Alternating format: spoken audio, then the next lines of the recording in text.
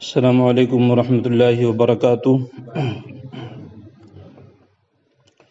الحمد للہ رب العالمین والصلاة والسلام علی سید المرسلین وعلی آلہ واصحابہ اجمعین، اما بعد فاعوذ باللہ من الشیطان الرجیم، بسم اللہ الرحمن الرحیم۔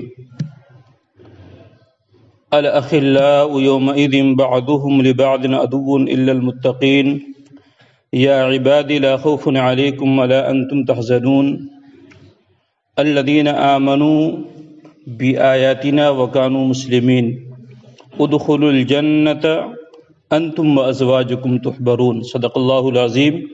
نہایت ہی عقیدت و محبت کے ساتھ اللہ کے پیارے حبیب صلی اللہ علیہ وسلم کی بارگاہ میں نہایت ہی ادب و احترام کے ساتھ درود پاک پڑھنے کی سعادت حاصل کریں۔ اللہم صلی علی سیدنا و شفیعنا مولانا محمد بارک وسلم، صلو علیہ صلاۃ و سلام علیک یا رسول اللہ صلی اللہ تعالی علیہ وسلم۔ اللہ کا ارشاد ہے کہ قیامت کے دن سارے احباب اور سارے دوست وہ ایک دوسرے کے دشمن ہو جائیں گے، سارے احباب اور سارے دوست۔ اور اللہ نے جو لفظ استعمال فرمایا ہے الاخلاء، اور الاخلاء کا معنی ہوتا ہے جو سب سے قریبی دوست ہو۔ جیسے حضرت ابراہیم علیہ السلام کو اللہ نے کیا کہا ہے؟ خلیل اللہ۔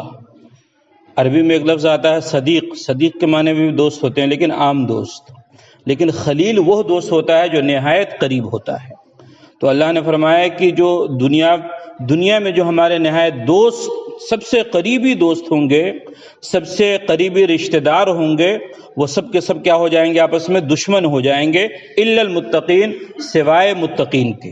یعنی جو متقین ہوں گے، جو اللہ سے ڈرنے والے ہوں گے، جن کے دل میں اللہ کا خوف ہوگا، خوف الہی ہوگا، خشیت الہی ہوگا، وہ اس دن جو ہے اللہ فرمائے گا وہ اس دن آپس میں دشمن نہیں ہوں گے، بلکہ وہ اس دن آپس میں دوست ہوں گے۔ اور اللہ جو متقین ہوگا، جو اللہ سے ڈرنے والے بندے ہوں گے، اللہ اس کے بارے میں کیا ارشاد آگے فرماتا ہے؟ یا عباد لا خوف علیکم ولا انتم تحزنون، کہ اے میرے متقین بندے، اے میرے صالحین بندے، اے مجھ سے ڈرنے والے، یا عباد لا خوف علیکم اليوم، کہ آج کے دن تم پر نہ کوئی خوف ہے اور نہ ہی کوئی حزن و ملال ہے۔ یعنی آج کا دن تمہارے لیے اچھا دن ہے، یعنی قیامت کا دن جو نیک لوگوں کے لیے ہوگا وہ اچھا دن ہوگا، چونکہ اس دن ان کو کوئی خوف نہیں ہوگا، کوئی حزن و ملال نہیں ہوگا، کوئی چہرے پہ گھبراہٹ نہیں ہوگی، بلکہ وہ لوگ آپس میں خوش ہوں گے۔ اس کے بعد پھر اللہ فرماتا ہے الذین آمنوا بآیاتنا وکانوا مسلمین، کہ یہ وہ لوگ ہوں گے جو ہماری آیتوں پر ایمان لائے، یعنی اللہ کی آیتوں پر، اللہ کی نشانیوں پہ ایمان لائے، وکانوا مسلمین، اور زندگی بھر اللہ اس کے رسول کی فرما برداری کرتے ہوئے گزارے۔ تو ایسے لوگ جو ہے قیامت کے دن اللہ فرمائے گا ایسے لوگ آپس میں دشمن نہیں ہوں گے۔ اور نیچے جو اللہ نے ایک خوبصورت آیت اتاری ہے، نہایت خوبصورت آیت ہے، وہ ہم سب کے لیے ہے۔ اللہ فرماتا ادخلوا الجنۃ وانتم ازواجکم تحبرون، کہ جیسے جو نیک لوگ ہوتے ہیں، جو صالحین ہوتے ہیں، جو اللہ کے مقرب بندے ہوتے ہیں، تو ان سے ملنے جلنے والے بھی کچھ ہوتے ہیں، ان سے محبت کرنے والے بھی کچھ لوگ ہوتے ہیں۔ ایک حدیث پاک میں اللہ کے رسول نے ارشاد فرمایا کہ انسان کو عالم دین سے اور بزرگان دین سے اور صالحین سے محبت کرنے والا ہونا چاہیے۔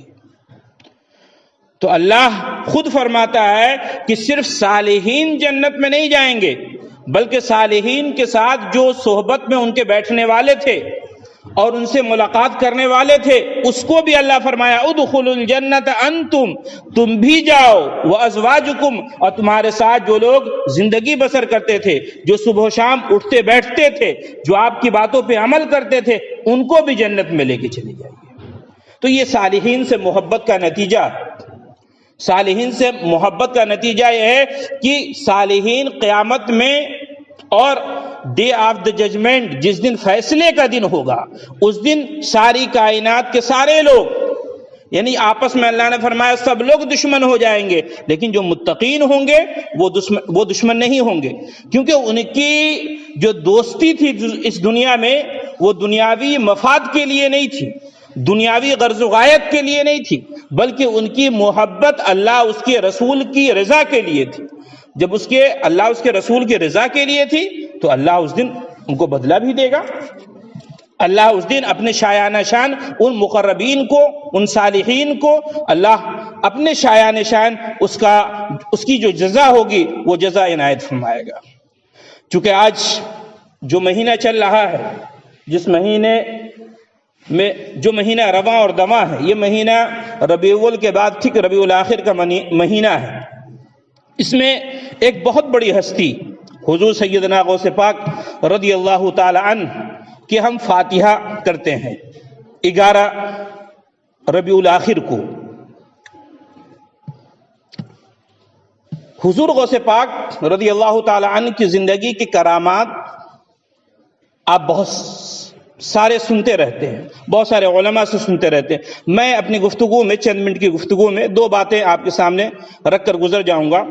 ایک تو یہ ہے کہ غوث پاک نے تقوی کے تعلق سے کیا باتیں کہی ہیں، اور غوث پاک نے اپنی زندگی میں بہت ساری نصیحتیں کی ہیں۔ اس میں سے ایک نصیحت انہوں نے اپنے بیٹے کو مخاطب کرتے ہوئے کیا تھا۔ تو یہ دونوں بات میں آپ کے سامنے رکھ کر اپنی بات کو ختم کر دوں گا۔ غوث پاک رضی اللہ تعالی عنہ سے ایک دفعہ آپ کے چاہنے والوں نے پوچھا کہ تقوی کیا ہے، تو غوث پاک رضی اللہ تعالی عنہ نے فرمایا کہ تقوی کی 3 قسمیں ہیں۔ ایک تقوی ہے عام لوگوں کا، ایک تقوی ہے خاص لوگوں کا، اور ایک تقوی ہے خاص الخاص، یعنی خاصوں میں خاص۔ جیسے ایک ہوتا ہے بھائی پبلک ہے نا، پبلک جیسے دنیاوی زندگی میں دیکھیں، ایک یہ خاص لوگ ہیں، ایک وی آئی پی ہوتا ہے، ایک اس سے بھی وی آئی پی وی آئی پی ہوتا ہے، ویری امپورٹنٹ ہے نا۔ تو ایسے ہی غوث پاک رضی اللہ تعالی عنہ نے سے کسی نے سوال جب کیا کہ تقوی کو آپ سمجھائیے کہ تقوی سے آپ کیا سمجھتے ہیں، تو آپ نے فرمایا کہ تقوی 3 طرح کا ہوتا ہے۔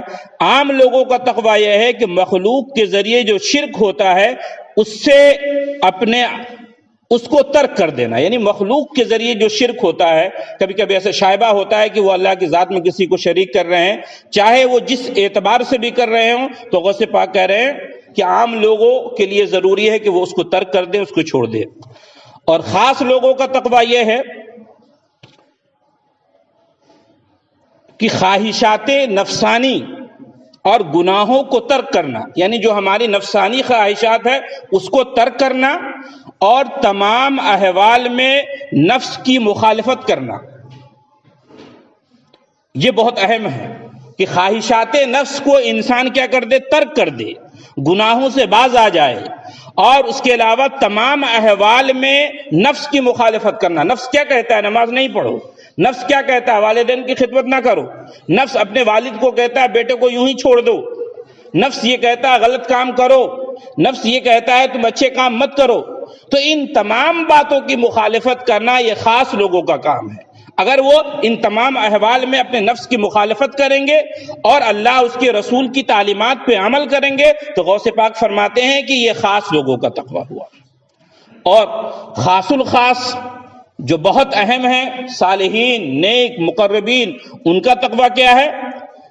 تو آپ فرماتے ہیں کہ تقویٰ سے مراد اشیاء کی چاہت کو ترک کرنا، نوافل عبادت کی پابندی کرنا، اور تمام تر احکامات میں احکام و فرائض کا اہتمام کرنا۔ یہ خاص الخاص لوگوں کا تقویٰ ہے۔ تو ہمیں بھی چاہیے کہ ہم غوث اعظم کے ماننے والے ہیں، بزرگان دین کی چاہنے والے ہیں، تو بزرگان دین کے چاہنے کا اور محبت کرنے کا مطلب یہ ہے کہ ہم ان کی تعلیمات کو اپنی زندگی میں بٹھانے کی اور لاگو کرنے کی کوشش کریں۔ یہ پہلی بات ہوئی۔ دوسری بات، بہت تیزی کے ساتھ میں اپنی گفتگو رکھ رہا ہوں، دوسری بات یہ ہے جو بہت اہم ہے، اس کو آپ سنیے کہ غوث اعظم رضی اللہ تعالی عنہ نے جو اپنے بیٹے کو وصیت کی تھی، کتنی اہم وصیت ہے۔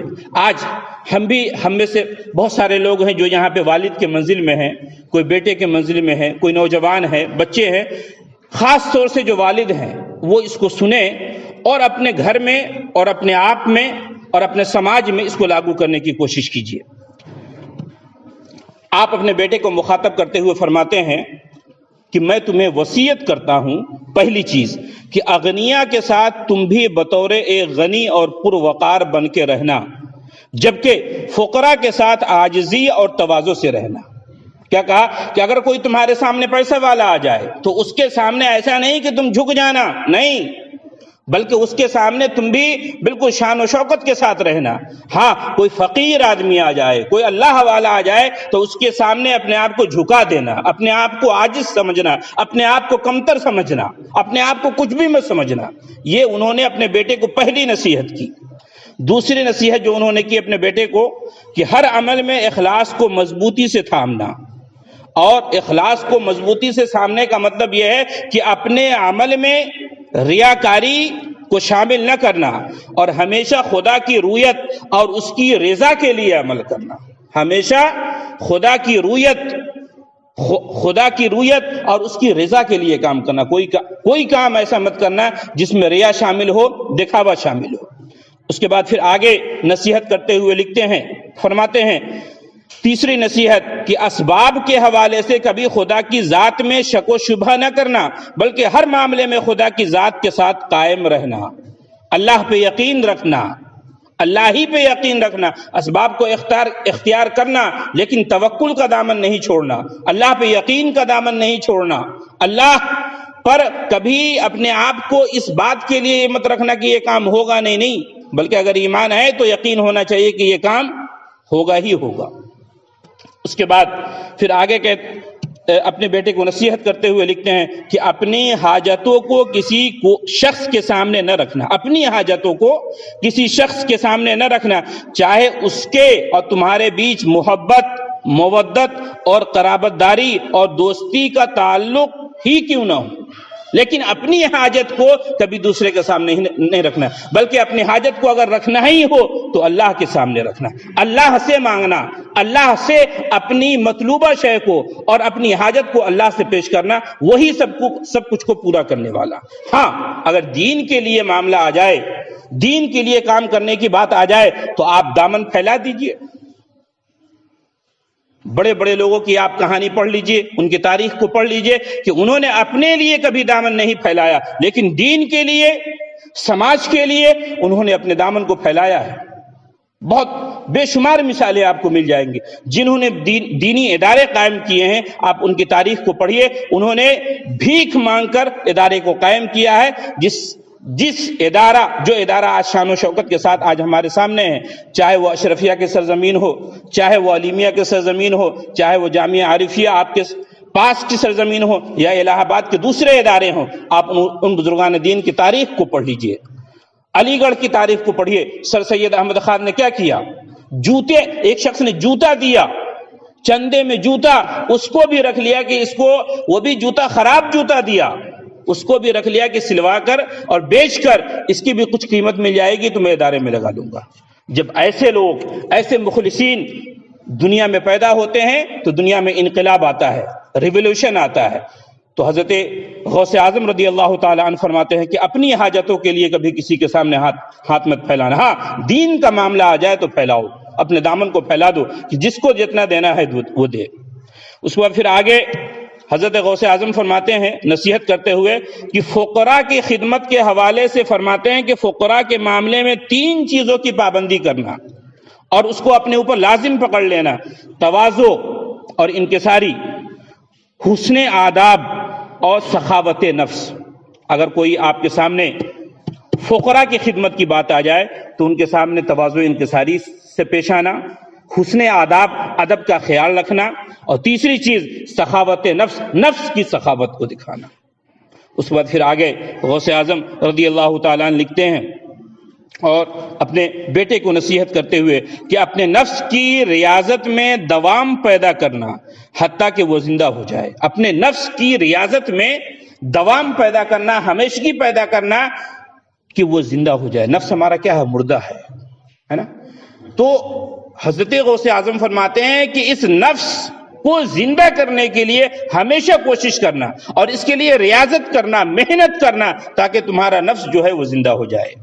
اس لیے قرآن کریم میں آپ دیکھیے جگہ جگہ اللہ نے فرمایا اور اللہ کے رسول نے فرمایا قد افلح من تزکا قد افلح من زکاہا، کہ وہ لوگ کامیاب ہو گئے جنہوں نے اپنی دل کی صفائی کر لی۔ تو ہمیں اپنے دل کو صاف رکھنا چاہیے۔ اس کے بعد آخری نصیحت، چونکہ وقت زیادہ ہو رہا ہے، میں اپنی بات کو اسی پہ ختم کروں گا۔ آخری نصیحت جو انہوں نے اپنے بیٹوں کو کی وہ یہ ہے کہ مخلوق میں سے خدا کی سب سے زیادہ نزدیک وہ شخص ہے، مخلوق میں خدا کے نزدیک سب سے زیادہ وہ شخص ہے جو اخلاق میں سب سے زیادہ عمدہ ہو۔ یعنی مخلوق کے اندر سب سے زیادہ محبوب شے اللہ کے نزدیک وہ ہے جس کا اخلاق سب سے زیادہ بلند ہو۔ یہ انہوں نے آخری نصیحت اپنے بیٹے کو کی۔ ان تمام نصیحتوں کو جو نصیحتیں میں نے سرسری طور پر آپ کے سامنے رکھی ہے، اس کو ہم اپنے گھر میں لاگو کرنے کی کوشش کریں، اپنے اوپر لاگو کرنے کی کوشش کریں، اپنے وجود پہ لاگو کرنے کی کوشش کریں، اپنے گھر میں لاگو کرنے کی کوشش کریں۔ میں سمجھتا ہوں اگر ان تمام نصیحتوں کو ہم اپنے اوپر لاگو کریں، اپنے گھر میں لاگو کریں، اپنے سوسائٹی میں لاگو کریں، تو ہم غوث اعظم سے جو محبت کرتے ہیں تو صحیح معنوں میں محبت کا حق ادا ہو سکتا ہے۔ اللہ تعالی ہمیں غوث اعظم سے محبت کرنے کی اور ان کی تعلیمات پر اور تمام بزرگان دین کی تعلیمات پر، اللہ اس کے رسول کی جو ہدایات ہیں، جو تعلیمات ہیں، ان پہ عمل کرنے کی توفیق و رفیق عطا فرمائے۔ وصلی اللہ تعالی علی خیر خلقہ محمد وعلی آلہ واصحابہ اجمعین۔